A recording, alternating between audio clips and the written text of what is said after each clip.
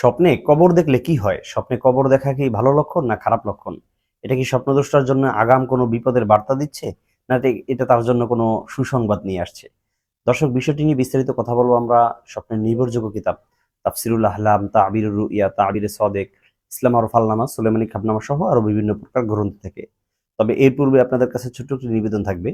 আপনারা যদি আমাদের চ্যানেল কিংবা পেজে নতুন হয়ে থাকেন, অবশ্যই চ্যানেলটি সাবস্ক্রাইব করে পেজটি ফলো দিয়ে রাখবেন। দর্শক, সুলেমানি খাবনামার ভিতরে উল্লেখ করা হয়েছে যে স্বপ্নে কবর দেখলে এর দ্বারা বোঝা যায় যে আল্লাহ তাআলা সেই মানুষটাকে মৃত্যুর কথা স্মরণ করিয়ে দিবেন।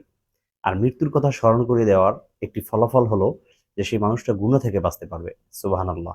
তাহলে আপনি যদি কখনো স্বপ্নে কবর দেখেন, দেখবেন কবর দেখার পরেই আপনার ভিতরে একটা বিচলিত ভাব চলে আসে। আপনার ভিতরে কেমন যেন হতাশাগ্রস্ত হয়ে পড়ার একটি হালত তৈরি হয়। এর দ্বারা বোঝা যায় যে আসলে আপনি মৃত্যুকে ভয় পাচ্ছেন। আর মৃত্যুকে ভয় পাওয়ার অর্থই হলো যে আপনি গুনাহ ছাড়া আপনার জন্য অত্যন্ত সহজ হয়ে যাবে। যেকোনো গুনাহ আপনি খুব সহজেই ছেড়ে দিতে পারবেন। তবে তাবিরুর রুইয়ার ভিতরে জগৎ বিখ্যাত স্বপ্নের ব্যাখ্যাকারক আল্লামা মুহাম্মদ ইবনে সিরিন রাহিমাহুল্লাহ তিনি উল্লেখ করেছেন, যদি কোনো মানুষ কবর জিয়ারত করতে দেখে, তাহলে এর দ্বারা বোঝা যায় আল্লাহ তাআলা সেই মানুষটাকে মারা যাওয়ার পরে তার উত্তরসূরি যারা থাকবে, তার ওয়ারিশ যারা থাকবে, তাদের মধ্য থেকে কাউকে এমনভাবে তৈরি করে দিবেন যারা নিয়মিত তার কবর জিয়ারত করবে, তার জন্য ইসালে সওয়াব করবে, তার জন্য দোয়া প্রার্থনা করবে, তাকে স্মরণ করবে। তাহলে এটা কিন্তু অত্যন্ত ভালো একটি দিক যে আমি দেখছি যে আমি কবর জিয়ারত করছি অথবা আমি কবরের পাশ দিয়ে হেঁটে যাচ্ছি। এর ফলাফল হলো যে আমার সন্তানেরা, আমার ওয়ারিশরা, তারা একটা সময় আবার আমার কবর জিয়ারত করবে। তারা আমার কবরের পাশ দিয়ে হেঁটে যাবে, তারা আমাকে স্মরণ রাখবে, ইসালে সওয়াব করবে, আমার জন্য দান সদকা বকশিশ এগুলো করবে। তাহলে এটাও কিন্তু অত্যন্ত ভালো দিক। তবে মোহাম্মদী খাবনামার ভিতরে একটি সতর্ক বার্তা দেওয়া হয়েছে কবরের ব্যাপারে। সেটা হলো, যদি কোনো মানুষ নিয়মতান্ত্রিকভাবে লাগাতার দেখে যে সে প্রতিদিনই কবরস্থানে যাচ্ছে, কবরের পাশ দিয়ে হেঁটে যাচ্ছে, অথবা রাস্তা দিয়ে হাঁটছে, হাঁটতে গেলেই দেখে ডান পাশে কবর, বাম পাশে কবর।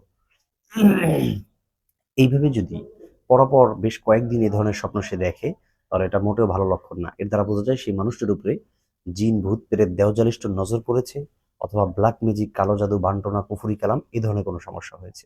এখন বলবেন, হুজুর, তাহলে সেটার সমাধান কি? বা এই ধরনের স্বপ্ন দেখলে আমরা বুঝবো কিভাবে? বা সেটার চিকিৎসা কোত্থেকে নিব?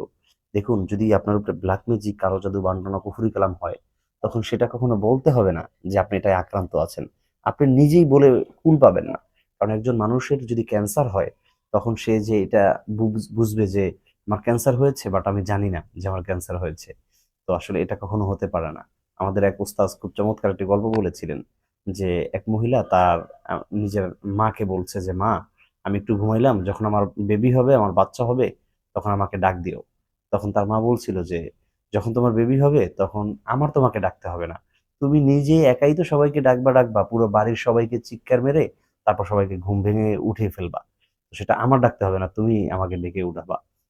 বিষয়টা হলো এরকম, আপনার উপরে যদি কখনো জিন ভূত প্রেতের নজর পড়ে অথবা ব্ল্যাক ম্যাজিক, কালো জাদু এ ধরনের কিছু হয়, তখন সেটা আপনার বোঝার জন্য কোনো আলামত চিহ্ন, কোনো ফকির, ওজা এদের কাছে যেতে হবে না। আপনি নিজেই অনুভব করতে পারবেন যে আপনার কি যেন একটা হচ্ছে, কোনো একটা সমস্যা হচ্ছে। হয়তোবা ডাক্তারি চিকিৎসা করবেন, মেডিকেল সায়েন্স সেখানে ফেল করলে তখন আপনি হয়তোবা কোনো হুজুরদের কাছে, আলেমদের কাছে যাবেন। যেভাবেই হোক আপনি শরীরের ভিতরে অনুভব করতে পারবেন নিজেই। কিভাবে কি সমস্যা অনুভব করতে পারেন সেগুলো আসলে একই ভিডিওতে বলা খুব মুশকিল। যদি আপনাদের এরকম কোনো সমস্যা অনুভব হয় অথবা চিকিৎসা করাতে চান ব্ল্যাক ম্যাজিকের, অবশ্যই আমার সাথে যোগাযোগ করবেন। ডেসক্রিপশন বক্সে পেজের লিংক দেওয়া থাকবে।